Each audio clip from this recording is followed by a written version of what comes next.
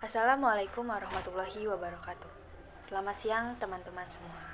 Pertama-tama yang saya hormati Bapak Rijal Fahmi, BA MPD selaku dosen pengampu mata kuliah PKN ini. Saya Robiatul Badia dari Fakultas Keguruan dan Ilmu Pendidikan Prodi Pendidikan Ekonomi.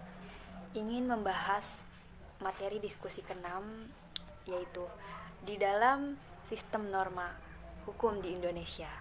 Pancasila merupakan norma fundamental atau norma tertinggi, yang dimana di bawahnya terdapat Undang-Undang Dasar 1945. Konstitusi yang dalam hal ini adalah Undang-Undang 1945 diperdebatkan apakah dapat diubah atau tidak dapat diubah. Pembahasan diskusi kita kali ini akan membahas bagaimana proses dan apa-apa saja perubahan mendasar pasca perubahan konstitusi. Di dalam bukunya, Prof. Satya Arinanto mengemukakan bahwa Indonesia sendiri sudah memiliki konstitusinya bahkan di awal-awal kemerdekaannya. Konstitusi telah dikenal sejak lama, bahkan sejak zaman Yunani kuno. Hal ini dibuktikan dengan adanya pemikiran-pemikiran dari filsuf-filsuf ternama Yunani kuno, yaitu Plato. Plato sendiri diklaim menganut teori kontrak sosial, di mana teori kontrak sosial ini disebut-sebut menjadi cikal bakal lahirnya konstitusi pada masa sekarang. Konstitusi sendiri terdapat dua, yaitu hukum dasar tertulis dan hukum dasar tidak tertulis. Hukum dasar tertulis adalah Undang-Undang Dasar 1945 dan hukum dasar tidak tertulis contohnya seperti jangan berdiri di depan pintu, nanti susah jodoh. Dan masih banyak lagi contoh-contoh dari hukum dasar tidak tertulis. Nah, apa sih teori kontrak sosial itu? Kontrak sosial yang saya baca dan pahami adalah merupakan perjanjian antara rakyat dan pemimpinnya, atau perjanjian yang terjadi dalam komunitas tertentu. Teori kontrak sosial menurut Thomas Hobbes. Hobbes mulai berpikir bahwa apa yang menggerakkan manusia adalah nafsunya, dan nafsu tertinggi manusia adalah mempertahankan diri. Oleh karena itu, mereka akan melakukan apapun untuk menjamin keberlangsungan hidupnya, tanpa memikirkan apakah hal itu akan menyakiti yang lain ataupun bertentangan dengan hukum ilahi.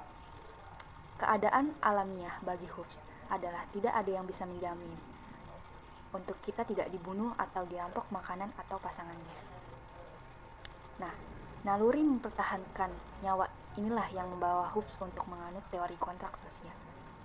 Materi diskusi sebelumnya menjelaskan di dalam sistem norma hukum di Indonesia, Pancasila merupakan norma yang sangat fundamental atau norma tertinggi, yang dimana di bawahnya terdapat Undang-Undang 1945. Seperti yang telah disebutkan di atas, bahwa Konstitusi Indonesia adalah Undang-Undang 1945.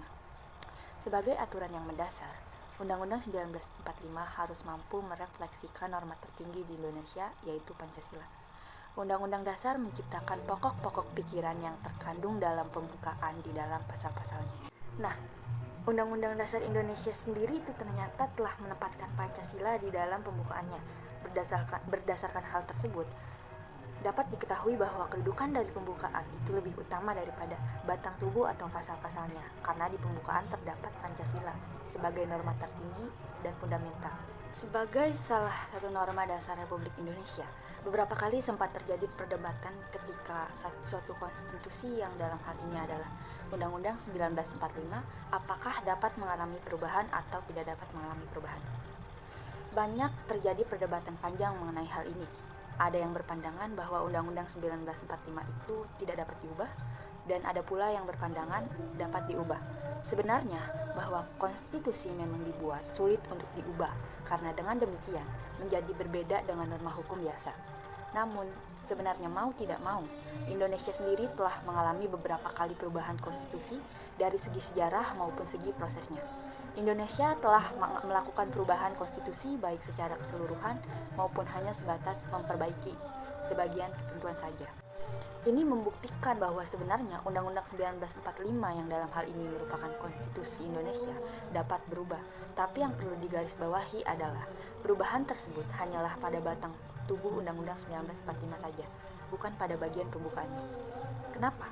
Karena seperti yang telah dijelaskan sebelumnya, pembukaan Undang-Undang 1945 mengandung nilai-nilai yang ada di dalam Pancasila yang merupakan norma fundamental negara atau Stats Fundamental Norm. Dari pemaparan di atas, maka menarik untuk dibahas bagaimana proses dan apa-apa saja proses mendasar yang dialami oleh konstitusi pasca amandemen. Di Indonesia sendiri telah terjadi beberapa fase proses perubahan Undang-Undang Dasar, yakni dapat ditinjau dari segi sejarah perubahan konstitusi di Indonesia dan juga dapat ditinjau dari segi perubahan konstitusi Indonesia melalui amandemen. Ada beberapa alasan mengapa Undang-Undang 1945 perlu disempurnakan dalam rangka reformasi hukum pasca Orde Baru, yaitu yang pertama, alasan historis, alasan filosofis, alasan teoritis, alasan yuridis, alasan praktis politis. Alasan historisnya adalah sejak semula dalam sejarahnya, undang-undang memang didesain oleh para pendiri negara kita BPUPKI atau PKI sebagai undang-undang yang bersifat sementara karena dibuat dan ditetapkan dalam suasana ketergesa-gesaan.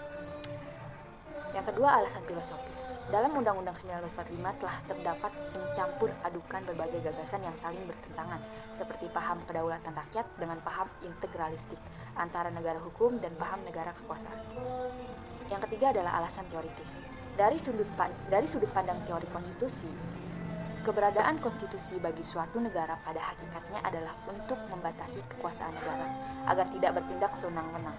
Tapi justru Undang-Undang 1945 kurang menonjolkan pembatasan kekuasaan tersebut, melainkan menonjolkan pengintegrasian. Alasan yang keempat adalah alasan yuridis, dan yang terakhir adalah alasan praktis politis.